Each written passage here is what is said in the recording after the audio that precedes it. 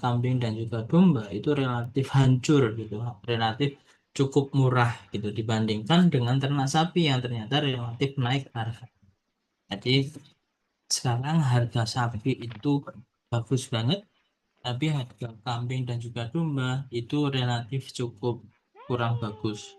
Bukan hanya di aspek dagingnya, eh, bukan hanya di aspek jual beli dagingnya, tapi jual beli hewannya, bahkan produk-produknya pun juga relatif turun. Dan itu perlu sebenarnya kita nanti ketika teman-teman lulus harus berperan, harus aktif di dalam proses pengembangan dan menstabilkan komoditas kambing perah, sapi perah, kambing potong, sapi potong yang ada di Indonesia. Supaya nanti peternak-peternak itu juga merasa aman dan juga nyaman, kira-kira nanti hasil jual belinya itu bisa mendapatkan income yang baik di peternak masing-masing. Jadi nggak ada siklus sama sekali. Apalagi kalau misalkan kita tarik di Banyuwangi. Beberapa waktu yang lalu, Banyuwangi itu potensinya sangat luar biasa. Teman-teman perah itu, kambing terutama kambing perah bisa memproduksi kurang lebihnya satu minggunya itu bisa kirim 7.000 sampai 10.000 liter ke Jawa Tengah. Tapi sekarang karena perekonomian loyo, kemudian pabrik loyo, akhirnya ya malah nggak dapat apa-apa, malah produksinya semakin diturun-turunkan gitu kan ya. Nah, itu sebenarnya PR kita bersama. Karena kalau melihat kambing, ternyata korporasinya masih belum sekuat di eh, sapi korporasi sama. Itu ya. Jadi itu yang menjadi PR kita bersama nantinya. Oke, selanjutnya, Ju.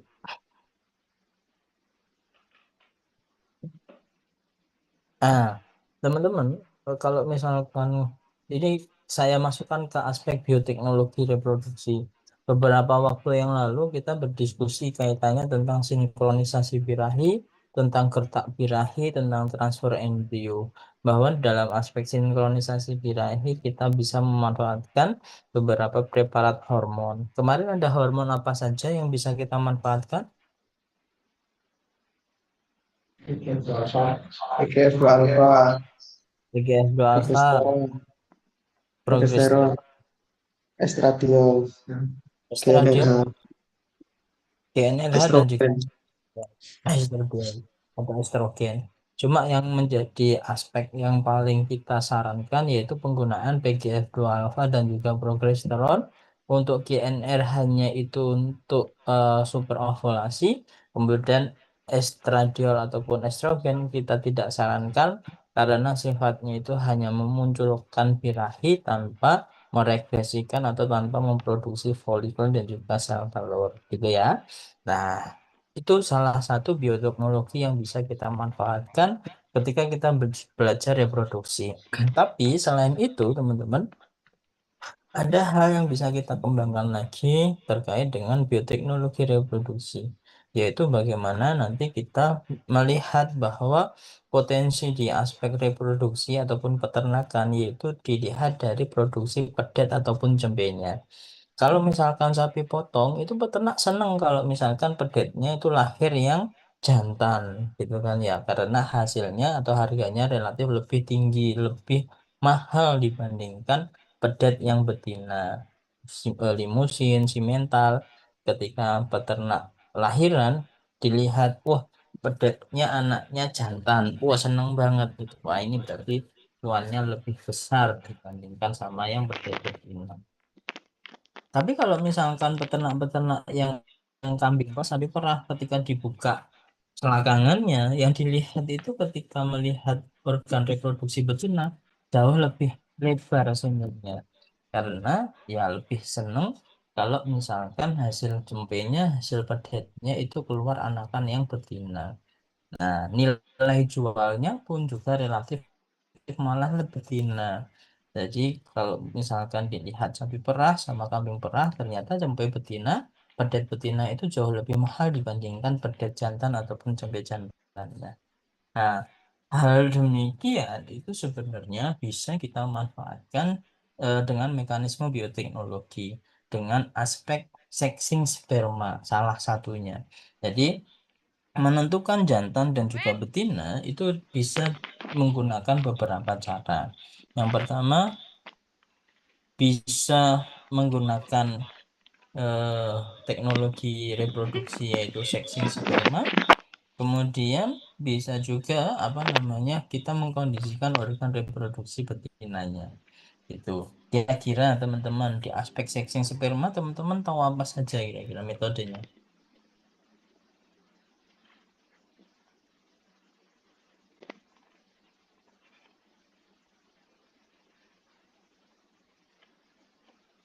Ada yang tahu? Eh, di ini tuh kasih kejutan kayak listrik gitu Gimana itu? saat penampungan semen. Mhm. Gimana gimana gimana? Jadi metode sexing sperma itu ada apa saja?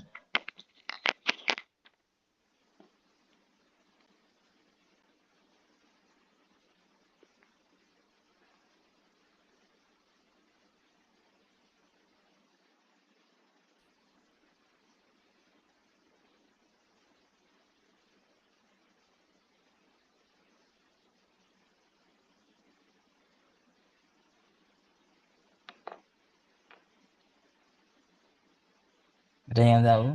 Banyak teman-teman dalam aspek mekanisme proses sexing sperma. Jadi secara garis besar teknik sexing sperma itu dilakukan dengan mekanisme proses pemisahan kromosom X dan Y pada spermatozoa. Jadi spermatozoa itu membawa kromosomnya sendiri-sendiri. Ada kromosom X, ada kromosom Y. Dan juga nanti ada beberapa karakteristik morfologi yang membedakan bahwa oh dia itu membawa kromosom X dan dia membawa kromosom Y gitu kan ya.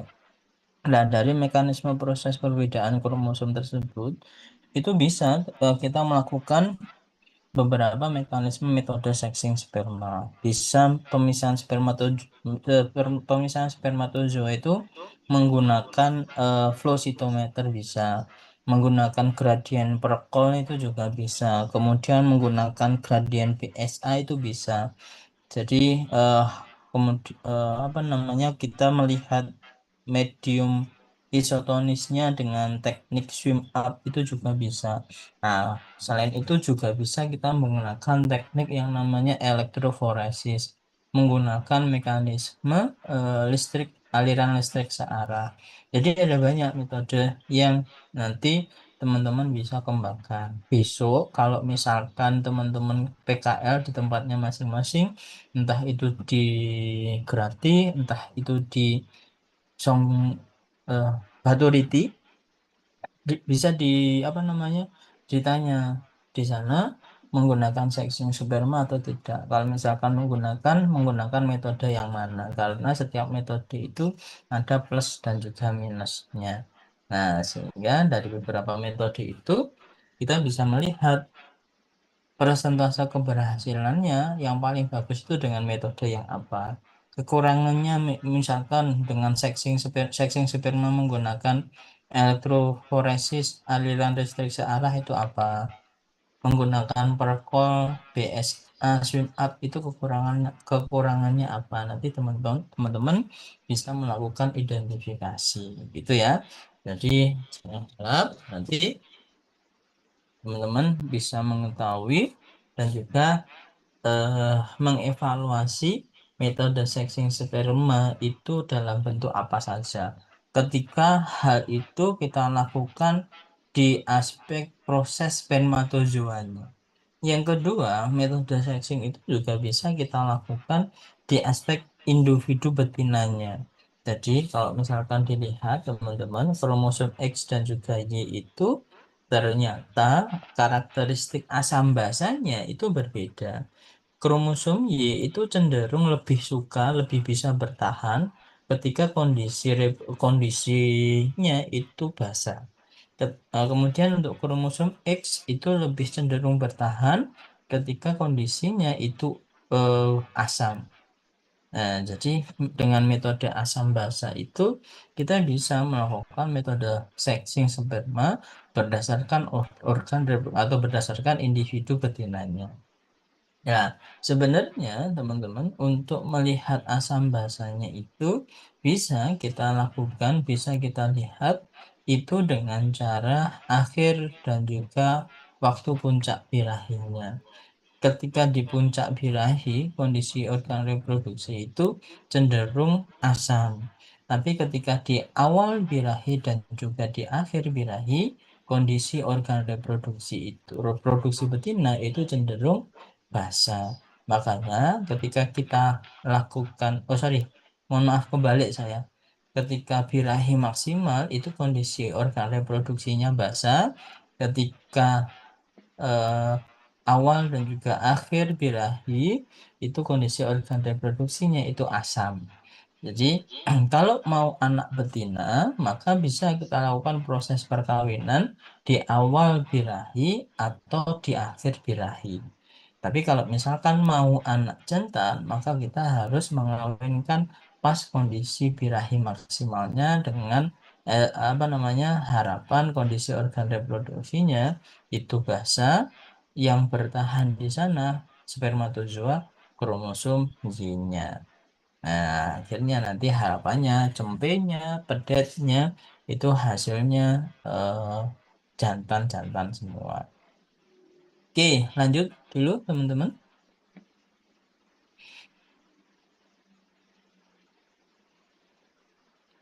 Nah, teman-teman harus tahu bahwa eh, jenis ternak ruminansia, sapi, kambing itu jenisnya macam-macam.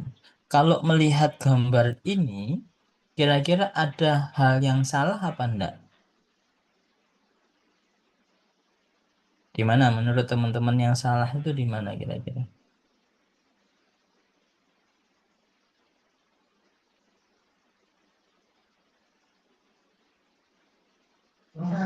Aman, Pak. Gimana, Dok? Kalau melihat gambar ini, kira-kira teman-teman ada yang tahu salahnya di mana?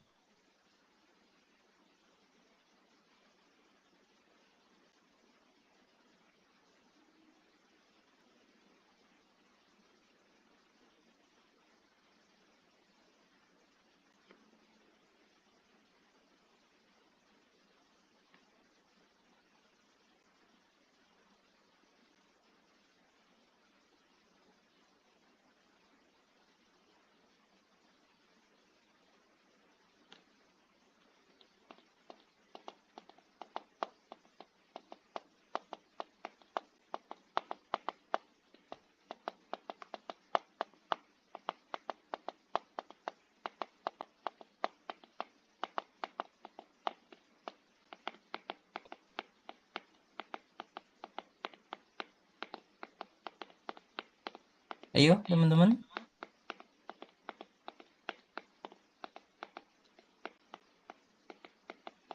Dari gambar ini ada yang salah?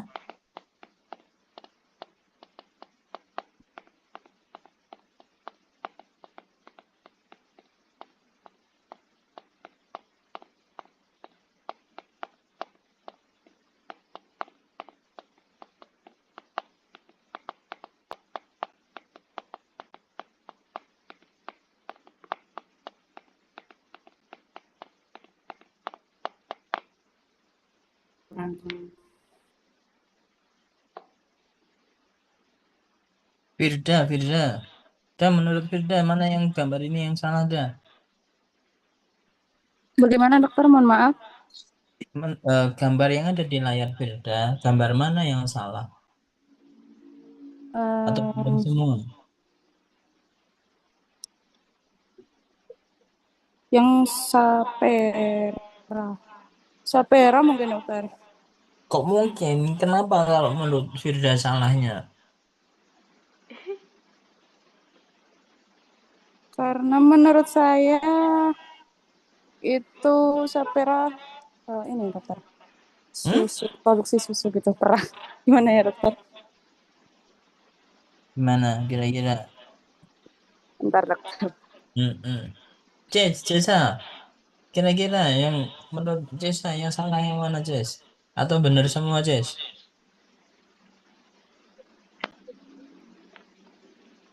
Menurut saya yang saperanya salah, Dok. Ya, kalau memang Sapera salah, yang benar gimana?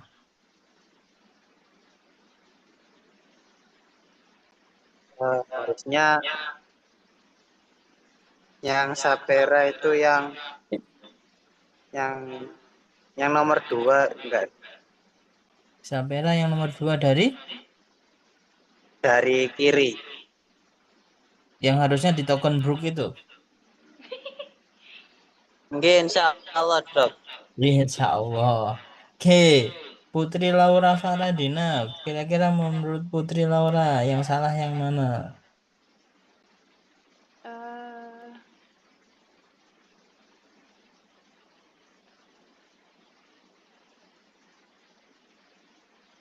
Sapera dong. Kenapa Saperanya salah? Eh,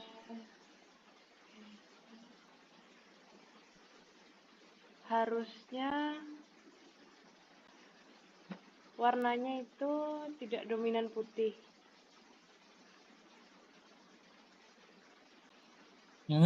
Gimana gimana? Harusnya warna warna dari jenis kambing sapera itu tidak dominan putih, Dok. Berarti terus dominan apa? Biasanya ada campurannya, Dok. Campurannya apa? Di mix gitu.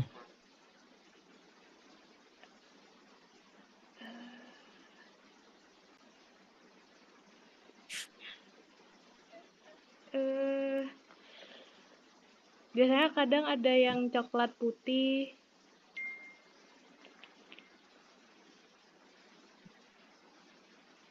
Mungkin itu, Dok.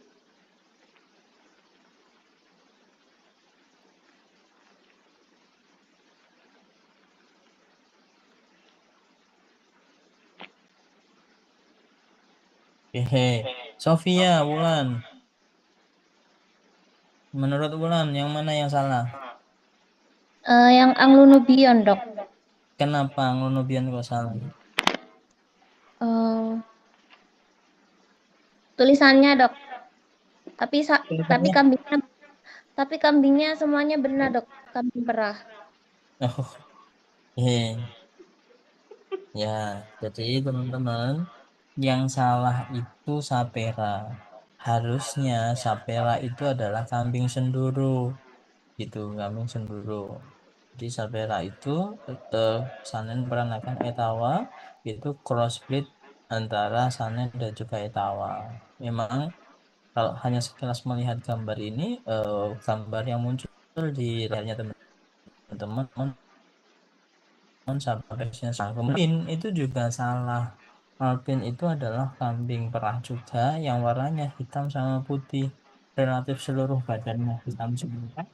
Mungkin ada warna-warna putih sedikit terutama di bagian alis matanya. Jadi hampir sama kayak seperti Token Brook gitu. Tapi Token Brook warnanya coklat. Tapi kalau Alpin itu warnanya hitam. Nah, ini yang di gambarnya teman-teman itu adalah beberapa jenis kambing perah yang sekarang ini masuk ke dalam Indonesia. Ada Alpin, ada Brook, ada Anglo-Nubian, ada Sanen, ada Sapera, dan juga ada peranakan Etawa. Khusus untuk peranakan Etawa memang sifatnya itu dual purpose. Dia itu bisa menghasilkan daging dan juga bisa menghasilkan susu. Dan kelebihannya lagi bisa kita manfaatkan untuk konten. Gitu ya. Oke, mungkin lanjut dulu. Dulu.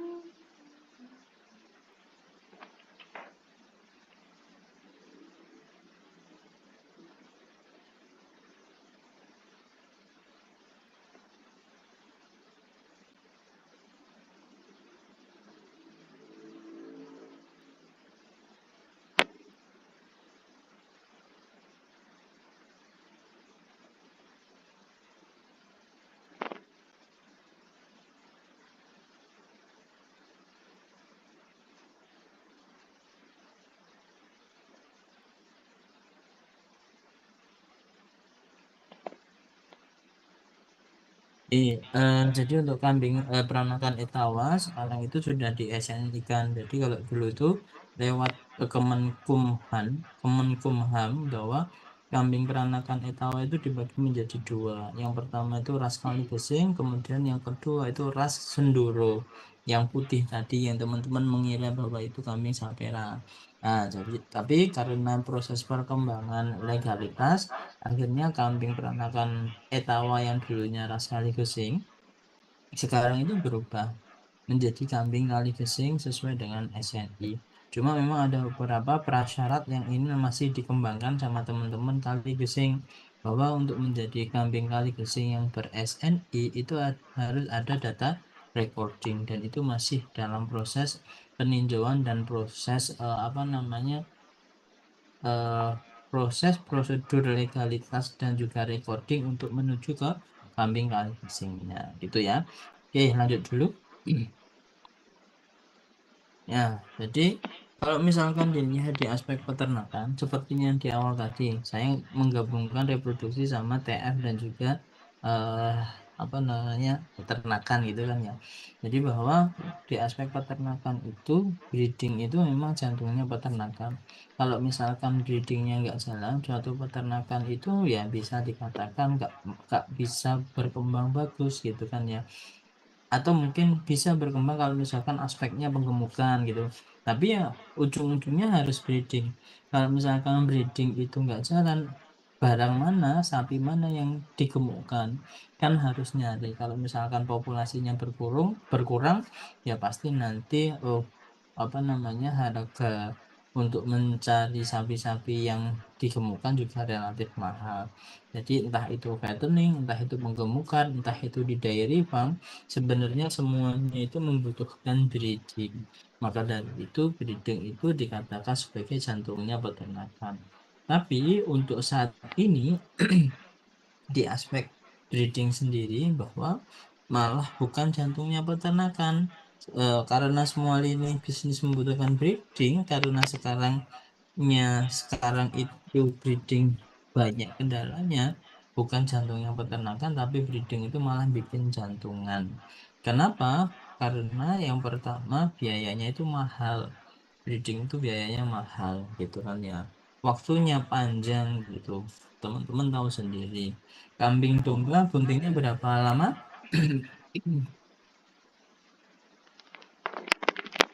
5 bulan. Berapa lama?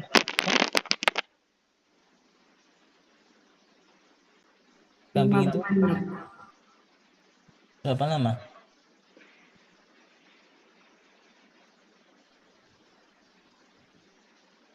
5 bulan, Dok. 5 bulan. Sapi? 9 bulan. Dan jadi dalam waktu yang panjang itu, kambing domba 5 bulan, kemudian sapi 9 bulan, itu kita memerlukan biaya yang mahal, terutama di aspek pakannya. Belum belum di aspek beli bahannya yang digemukan ataupun dikawinkan, kemudian belum nanti kawinnya itu sekali langsung jadi, bisa saja repeat breeding gitu kan ya. Kemudian masih harus nunggu 5 bulan sampai 9 bulan. Jadi perlu waktu yang panjang. Belum lagi nanti ternyata sudah nunggu lama-lama, tapi ternyata kosong, nggak jadi kawin, nggak jadi bunting. Belum nanti kalau misalkan ketemu abortus dan lain-lainnya. Nah itu jadi banyak sekali faktor resiko yang menjadikan breeding itu malah bikin jantungan. Nah, kemudian selain aspek-aspek yang saya sebutkan tadi, nggak bisa memprediksi jumlah anak yang dihasilkan nanti itu berapa. Nah, kita tahu bahwa sifat antara ruminansi yang besar, sapi, kemudian dengan kambing domba itu sifatnya beda. Kalau kambing domba itu sifatnya profilik. Jadi kambing domba itu bisa menghasilkan anakan yang lebih lebih dari satu gitu kan ya, malah semakin banyak ya semakin bagus, sel telur yang dihasilkan itu bisa lebih dari satu. Cuma untuk yang sapi itu monofilik, sifatnya itu ya sekali birahi itu yang dihasilkan sel telurnya itu satu, walaupun kita bisa lakukan yang namanya super ovulasi tadi, tapi juga relatif beresiko. banyak kasus-kasus terjadi itu sapi-sapi yang ternyata buntingnya itu lebih dari 2 fetusnya, ketika induknya itu nggak memungkinkan, maka salah satunya itu bisa diabortuskan di pertengahan buntingnya. Jadi di akhir kebuntingan biasanya nanti akan diabortuskan. Itu untuk yang tapi kalau misalkan morfologisnya induknya itu bagus, bisa saja sapi itu menghasilkan ataupun mengeluarkan twin gitu juga bisa. Tapi kalau kambing ya dengan beberapa metode superovulasi, kemudian kita melakukan proses perkawinan lebih dari 2 kali, kemudian dilihat dari genetiknya kok memang menghasilkan anakan itu lebih dari 2, maka dia berpotensi untuk menghasilkan anakan dalam jumlah yang banyak. Jadi kita melakukan breeding itu salah satunya kenapa kok bikin jantungan, karena waktunya panjang, biayanya yang mahal, dan kita tidak bisa memprediksi jumlah anak yang nanti akan dilahirkan. Oke, selanjutnya. Nah, kalau misalkan kita melihat breeding itu sebagai unit usaha, dan kalau misalkan kita usaha itu pasti goals-nya, targetnya itu untung gitu. Nah, supaya untung di aspek breeding, maka kita harus mempertimbangkan atau melihat 3 aspek. Yang pertama itu kita menghasilkan cempe yang banyak, kemudian waktu yang singkat, kemudian cempe-cempenya tadi selain yang banyak juga kualitasnya maksimal. Nah, kalau menurut Sofia Bulan, kira-kira supaya cempenya banyak itu gimana caranya? Gimana Lan? Mungkin ini dok, setelah kambing jantan sama betina dikawinkan itu nanti terus habis itu lahirkan cempe ya dok. Terus itu bisa dengan cara setelah 3 bulan dikawinkan lagi atau pakai cara itu dok, IB dok untuk anakannya dok, untuk dibuat kembar atau gimana gitu dok. Zahrotul. Gimana Zahrotul?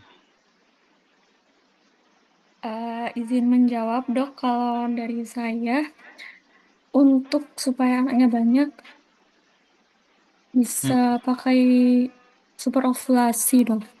Oke, super ovulasi. Selain itu, Selain itu sepertinya baru itu dok. cuma itu saja. Iya.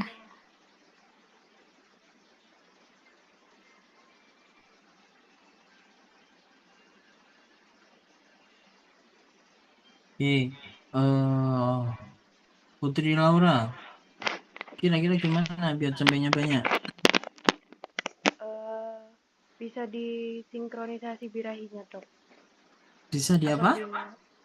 Dilakukan gertak birahi apabila ingin melakukan sinkronisasi birahi gitu dok. Selain itu? Selain itu Sudah itu aja. udah itu aja dok. Nih, jadi teman-teman untuk menghasilkan cempe yang banyak tadi sudah saya sebutkan bahwa kita itu yang pertama harus melihat aspek genetiknya. Induk-induk yang dulu-dulunya si mbah-mbahnya dulu itu menghasilkan cempe lebih dari 2, berpotensi juga nanti anak-anak betinanya itu menghasilkan cempe banyak-banyak juga. Itu yang pertama. Yang kedua, dengan mekanisme proses berkawinnya. Jadi proses pengulangan perkawinan itu juga berpotensi untuk menghasilkan cempe-cempe yang banyak juga. Misalkan birahinya sekarang dikawinkan, besok pagi juga dikawinkan lagi. Yang ketiga, dengan mekanisme superovulasi dengan bantuan preparat hormonal, kita induksi hormon-hormon GnRH, FSH, dan lain-lainnya supaya folikelnya meningkat jadi tambah banyak. sehingga sel telur yang teragregasikan itu juga banyak. Yang keempat, dengan mekanisme flushing pakan. Jadi ada analisis SOP proses perkawinan pertama, bahwa proses perkawinan pertama itu ketentuannya itu 70% dari berat badan akhirnya. Nah, jadi ketika induk itu sudah mencapai 70% dari berat badan akhirnya, induk itu siap untuk dikawinkan. Misalnya, kambing itu berat badan akhirnya 50 kilogram. Maka berat badan 30 sampai 35 kilogram, induk itu baru siap untuk dikawinkan pertama kali. Nah, selain itu, sebelum induk itu dikawinkan, boleh kita lakukan yang namanya flushing pakan. Flushing pakan itu proses pemberian pakan dengan nutrisi yang tinggi di waktu persiapan untuk perkawinan tersebut. Harapannya apa? Harapan flushing pakan itu nanti bisa menghasilkan sel telur yang banyak sehingga dikawinkan anaknya lebih banyak juga. Gitu ya. Oke. Nah, kemudian supaya waktunya singkat itu gimana? Dika, gimana Dika?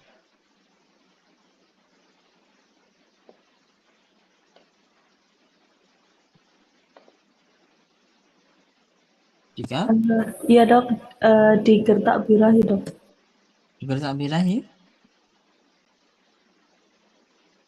Kenapa kok harus digertak birahi?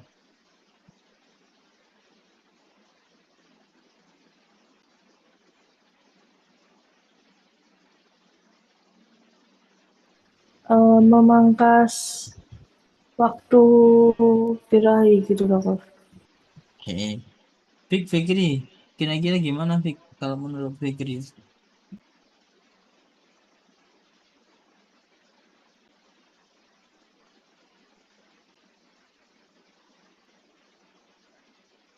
Sorry teman-teman, nanti diskusi lagi sama Dokter Zaza jam berapa ya? Tadi sudah dari pagi selesai dok, Afes dok. Oh sudah selesai, udah nggak ada lagi memang ya. Sudah presentasi juga dok. Oke. Tapi jam 3 nanti masak ayam. Oh, ayam. Ya. Tumben Fik, aja. Fikri, gimana Fik?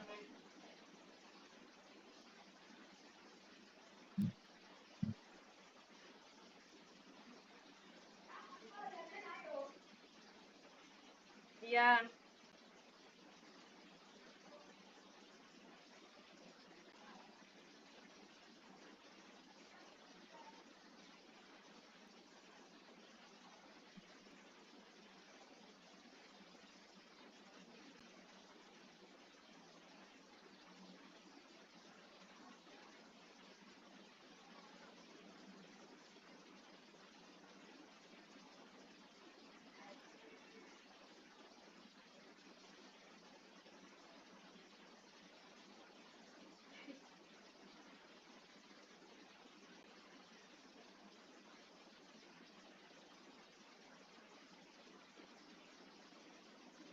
Fikri,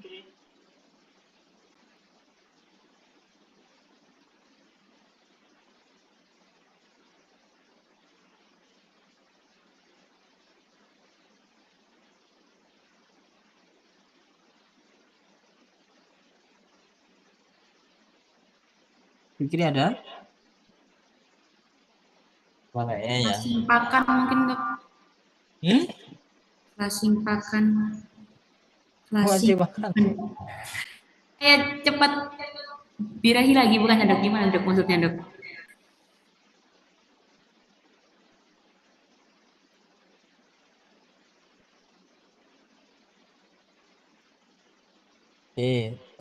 Ini cara untuk waktu yang singkat supaya dia itu lahir bunting kemudian bunting lagi itu gimana caranya?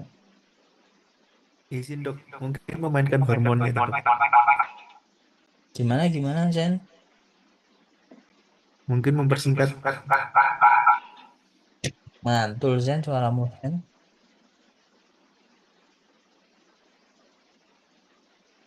Mungkin Nah, ini dok, mempersingkat masa di S terusnya dengan diberikan PGF2 alfa itu dok untuk meregresikan dari korpus rutemnya itu dok. Ada yang mau menambahkan? LH mungkin?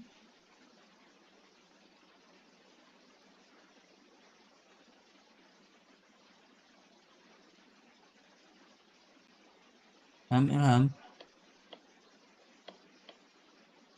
Ya, jadi Mungkin gini. ini dok, Gimana? mempercepat SAPE. Mempercepat SAPE. Nggih. Atau Kenapa? diganti susu induknya diganti dengan skim atau susu sapi. Oke. Ya. Jadi gini teman-teman, kemarin kita diskusi kaitannya tentang efisiensi reproduksi. Efisiensi reproduksi itu ada banyak, ada 6 kurang lebihnya. Dari S per J, consumption rate, calving interval, days oven, service period, dan macam-macamnya. Nah, salah satu yang harus kita pertimbangkan yaitu days open dan juga service periodnya. Apa itu days open dan juga service period? Jadi jarak antara sapi ataupun ternak itu melahirkan sampai dia itu bunting kembali, dan juga jarak antara sapi itu melahirkan sampai dia itu birahi pertama pasca melahirkan. Itu menjadi penting gitu. Supaya kenapa? Supaya singkat ini tadi. Perlu teman-teman ketahui bahwa ada SOP dalam proses kelahiran. Proses kelahiran yang bagus itu adalah proses kelahiran yang gimana? Normal, dok. Yang normal, yang tidak ada bantuan sama sekali. Baru misalkan ada beberapa hal yang menjadi ketentuan, contohnya berdasarkan waktu dan juga berdasarkan posisi fetusnya. Kalau induk-induk yang baru laktasi, dia itu bisa kita tunggu sampai 1 jam, 45 menit itu bisa kita tunggu. Tapi kalau misalkan sudah lebih dari itu, maka kita perlu bantu. Takutnya kenapa? Takutnya dia nanti kehabisan energi. Nah, kemudian yang kedua berdasarkan posisi fetusnya. Kalau posisi fetusnya itu normal, ya wes kita biarkan saja gitu. Tapi kalau misalkan posisi fetusnya abnormal, baru kita lakukan suatu tindakan. Nah, kemudian teman-teman apa namanya SOP proses kelahiran itu nanti setelah fetusnya keluar sudah lahiran, boleh kita berikan beberapa injeksi antibiotik, antiinflamasi yang sifatnya kortikosteroid, dan juga vitamin.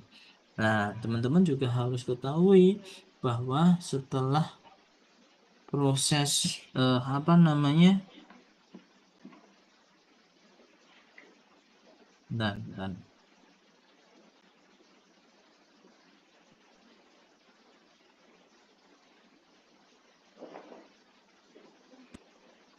setelah proses melahirkan itu apa namanya